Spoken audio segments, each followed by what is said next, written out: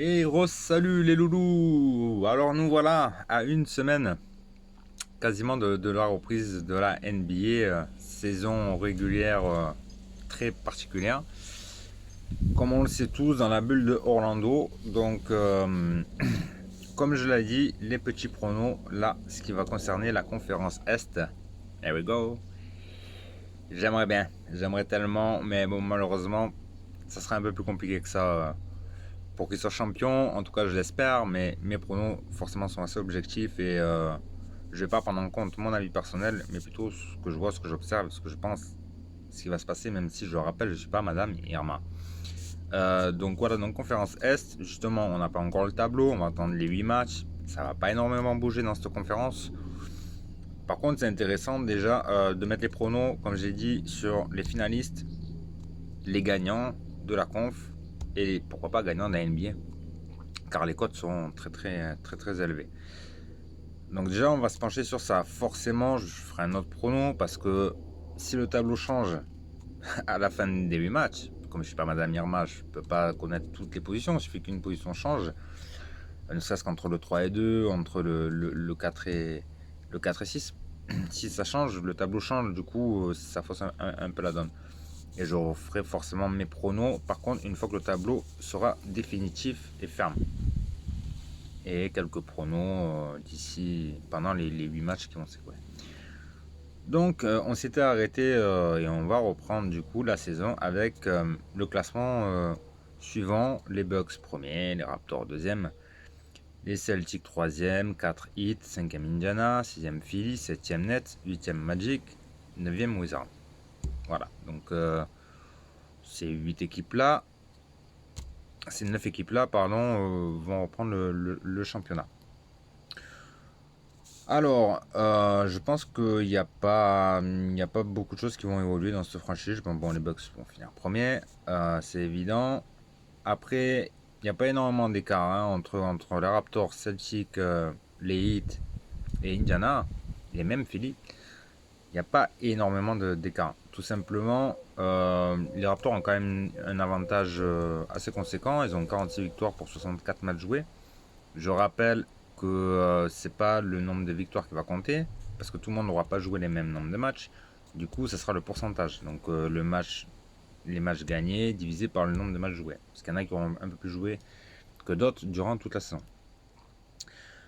Donc, on a quand même les Raptors qui ont joué là par contre le même nombre de matchs que les Celtics, qui ont 46 victoires, et les Celtics ont 43 victoires. Donc je vois mal, tout est possible, mais bon après je vois mal les Celtics rattraper les Raptors. Donc les Raptors pour moi finiront deuxième. Jusque là, je pense que ça joue. Les Celtics pour moi qui restent en forme. Vu qu'il reste 8 matchs, j'ai mis à peu près 5 victoires je pense sur les 8. À peu près correct. Ils ont 2 victoires de plus que les Heat. Et les Heat ont joué un match de plus, donc ils ont encore un avantage, on va dire, de 2 matchs pour être troisième. Donc pour moi, jusque là, ça bouge pas. Après, on a les Heat, Indiana et Philly dans l'ordre. Là, pareil, ils ont joué tous 65 matchs, donc ils vont leur rester 8 matchs. Ils auront par contre joué les mêmes nombres de matchs. Et on voit que c'est serré parce que les Heat ont 41 victoires, les Pacers 39 et Philly 39. Alors, c'est assez compliqué. C'est assez compliqué, mais moi je vois quand même les Heat rester à leur quatrième. Je pense aussi qu'à peu près 5 victoires sur 8. Donc du coup, il resterait quatrième. Et là où ça change pour moi, par contre, c'est entre Indiana et Philly. J'ai vu Indiana gagner que 3 matchs à peu près sur 8 et Philly 4. Même si là, je vous dis, ça peut changer, ça peut évoluer. Quelle est la forme de Embiid et du collectif chez Philly. Indiana, j'ai un peu redescendre aussi. Enfin, du coup, ça peut aussi évoluer. Mais bon, j'ai quand même Philly 5ème, Indiana 6ème. Les Nets, bah ouais, bah les Nets, bah 7ème. Et Orlando, mais je les ai pas mis dedans parce que je pense que non, ils finiront 8ème Orlando sans moment de conviction aucune. Après peut-être les Wizards derrière, mais en fait j'en sais rien. Et puis je pense que ce sont l'équipe qui finira 8ème, que ce soit les Magic, Wizards ou même les Nets, ça passera à la trappe. Même si les Nets, je vous dis, ils ont 30 victoires pour 64 matchs. Et Magic, ils ont 30 victoires pour 65 matchs. Puis vu ce qu'ils ont fait hier en pré-match, même si ça vaut rien, c'est pas flamboyant sur les deux, donc c'est un peu un match pré-avantage net, donc les Nets qui finiront quand même 7ème. Après les Wizards, ils ont quand même 6 victoires d'écart avec les Magic. Et un match en moins, par contre, ils ont que 64 matchs. Eux, ils vont monter en flèche, je pense, donc mais qu'il y ait 4 matchs d'écart, ça va être un peu compliqué pour les Wizards. En tout cas, ils vont essayer d'y aller. Mais je vois quand même aller les Magic finir 8ème. Donc je vois pas de grands changements dans cette conférence. Bon, hormis, je vous ai dit, le 5 et 6 où ça risque de changer. Donc voilà, donc pour moi les Bucks 1, Raptors 2, Celtic 3, Heat 4, Indiana 6, Philly 5, Nets 7 et Magic 8ème. Donc voilà, donc ça donnerait du coup en quart de finale les Bucks contre les Wizards. Contre les Magic, peut-être. Du coup, pour moi, il n'y a pas photo. Ok, ça serait les Bucks. Ensuite, ça serait les Raptors qui rencontreraient les Nets. Les Nets 7ème. Pour moi, pareil, il n'y a pas photo. Est-ce que les Nets peuvent se réveiller? Bon, et Irving, ouais, bon, j'y crois pas trop. Donc, pour moi, pareil, les Raptors. Ensuite, Celtic contre Indiana. C'est la troisième affiche. Celtic et Indiana, ben, ça peut être sur 6 matchs. Ça peut être sur 6 matchs. Je vois quand même les Celtics passer largement. Et ensuite, un petit choc quand même, les Heat contre Philly. Les Heat contre Philly. Alors, les Heat contre Philly, ben, pour moi, je verrais quand même les Heat. Voilà.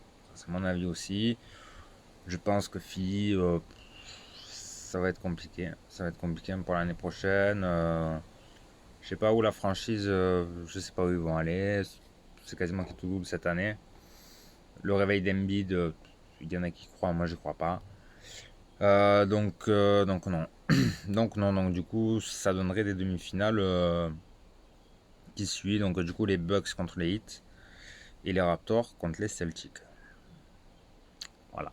Je pense que ça, pour moi, quand je vois les confrontations à l'Est, à l'Ouest, pour moi, c'est le match le plus serré. Vraiment, les demi-finales les plus serrées. C'est vraiment celui-là, les Raptors contre les Celtics. C'est serré. C'est serré, vraiment très serré. On l'a vu, je crois que cette saison, les Celtics ont eu l'avantage sur les Raptors. Après, les Raptors, c'est champion de titre. C'est très, très, très, très compliqué. Vous avez vu ce t-shirt? Forcément, je les mettrais devant, gagnant. Et de toute façon, je les mettrais gagnant de conférence et gagnant NBA. Vu les codes, je vais rappeler les codes. Et c'est assez intéressant parce que du coup, quand on voit, ils vont se confronter, je pense, en demi-finale. Et quand on voit les codes, c'est les mêmes codes. C'est-à-dire que les Raptors sont à 7 pour gagner la conférence Est. Et les Celtics sont à 6,75. Donc déjà, on est sur les mêmes cotes. Et quand on les voit gagner en NBA, les Raptors sont à 19,50 et les Celtics sont à 19,50 aussi. Donc ils ont les mêmes cotes pour gagner. Donc, et c'est quand même de très belles cotes. C'est quand même de très belles cotes. Donc moi je dis, pour moi, drop, match nul, je ne vais pas prendre de risque pour un match trop serré, même si j'ai ma préférence. Mais j'ai ma préférence sur ce que je vois, sur l'intuition que je pense de ce qui va se passer. Je pense que c'est les Celtics qui vont gagner. Et qui vont pas forcément gagner que ce match-là. Je pense que les Celtics vont aller au bout. Je pense qu'ils vont aller au bout et peut-être même gagner la NBA. Ça, c'est mon avis personnel. Je le dis, voilà, c'est officiel. On attendra la fin de la saison régulière, le tableau et les matchs, du coup, pour donner à peu près une idée. Pour moi, ce sera les Celtics. Je pense que ce sera les Celtics cette année. Et puis, je sais pas, ce sera les Raptors. Mais je sais pas pourquoi je vois les Celtics gagner cette année et contre Dallas en finale. C'est mon avis. Hier, je vais me prendre plein la gueule. Je crois que la finale Dallas-Celtic, elle est cotée à 93,50. Vous imaginez 93,50 contre 1, la cote. Mais non, c'est bon, on va pas mourir. Il sera mis quand même, mais je sais pas pourquoi je vois quand même les Celtics. Donc, mais du coup, là on parle que de la demi-finale. Hein, donc, même si les Celtics gagnent, il faudrait qu'ils rencontrent le gagnant des Bucks contre les Heat. Et là, grosse surprise. Et je vois les Heat gagner. Je vois les Heat éliminer les Bucks. Alors, comme je l'ai dit, si c'est pour moi tes favoris, ça sert à rien. Les Bucks côté à 1,40 pour gagner la conférence et côté à 4 pour gagner la NBA. Bon, je vous ai dit, il y a 3 favoris, les deux Los Angeles et les Bucks. Voilà, les 3 sont quasiment cotés à 4. Donc, mettre les 3, ça n'a aucun intérêt. Ou il faut en choisir un sur 3. Mais qui peut dire aujourd'hui, ah oui, comme j'ai dit tout à l'heure, les complotistes, ceux qui pensent que les Lakers ont gagné de par le décès de Kobe, et la rage complète à LeBron. Oui, ça, oui, oui, mais bon, je crois pas trop.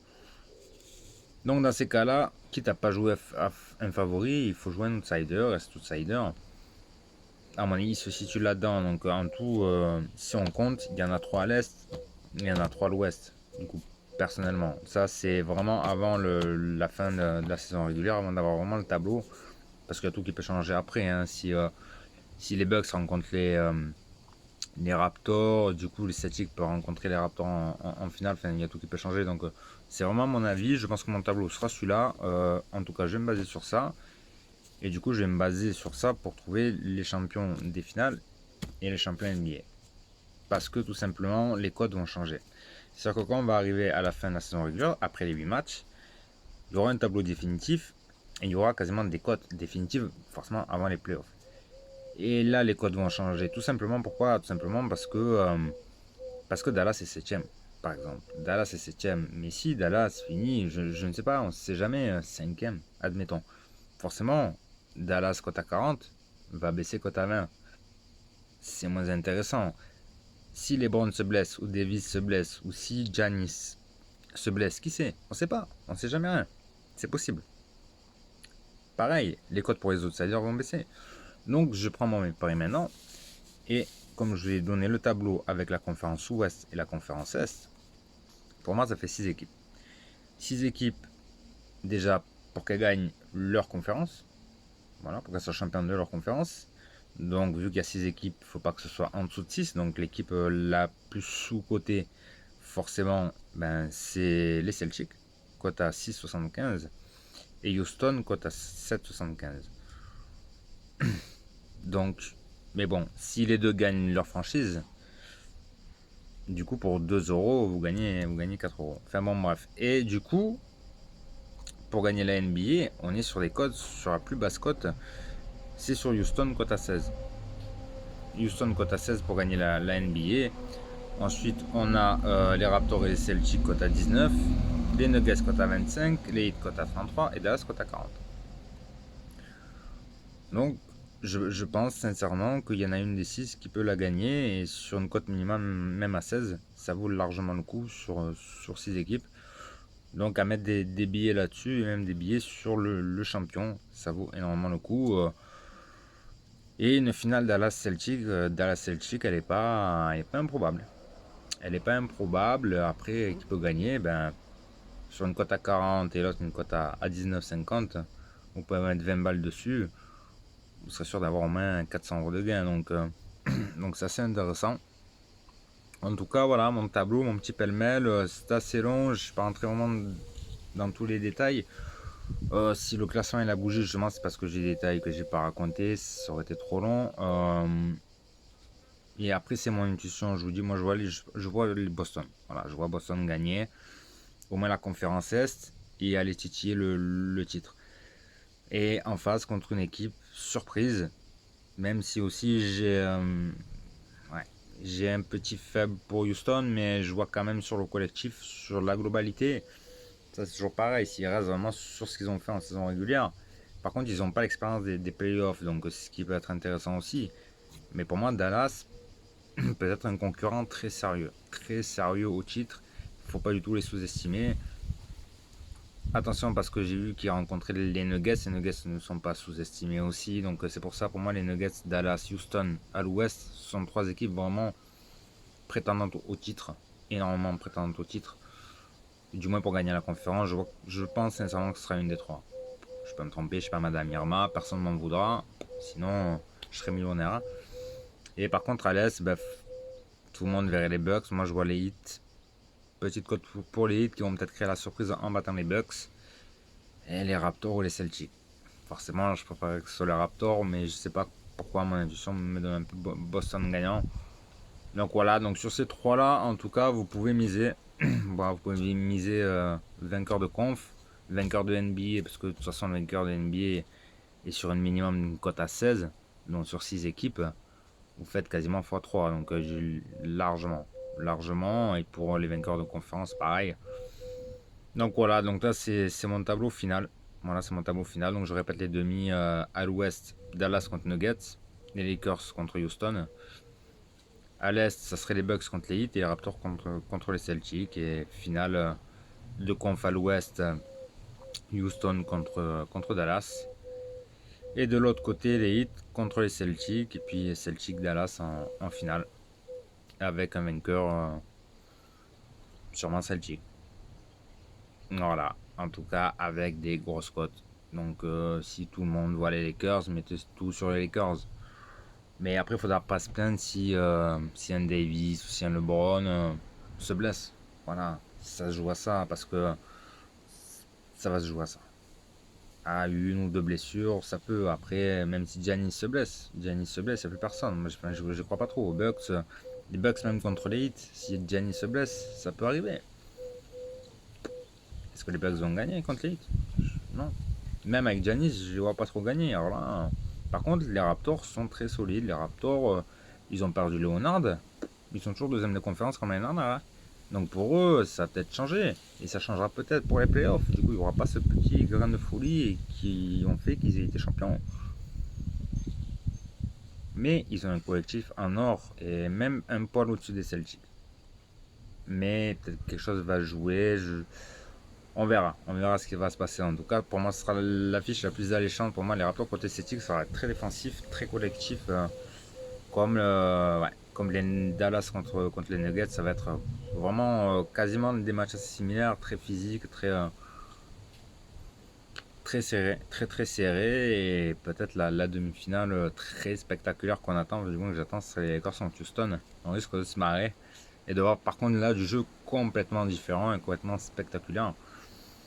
Donc voilà, donc c'est mon petit tableau. Après, à vous de voir. Puis vous faites comme vous voulez. En tout cas, par rapport à l'école, je trouve que c'est assez intéressant. Et puis en attendant la fin de la saison régulière où le tableau sera définitif, on verra si je me suis trompé ou pas. De toute façon, quand ce sera définitif, sûrement qu'il sera chamboulé le tableau. On refera les pronos. Et je redonnerai mon gagnant par rapport à ce qui s'est passé ou pas. Car comme je vous ai dit, il peut y avoir des blessures, il peut y avoir pas mal de choses qui peuvent se passer. Dans un championnat qui est quasiment inédit, dans une bulle où tout est assez nouveau, assez complexe à parier. Donc voilà, moi je vous dis mon pari dès maintenant, ça sera fait, ça sera booké, c'est celui que je vous ai donné. Et puis après on verra à la fin de la saison si j'ai eu raison ou pas. Et puis après la fin de la saison régulière, avant les playoffs, si ça a changé ou pas. Voilà les loulous, c'est tout pour moi. Si vous avez des questions, vous pouvez les mettre en commentaire, je vous répondrai. Et je vous dis à bientôt. Ciao ciao.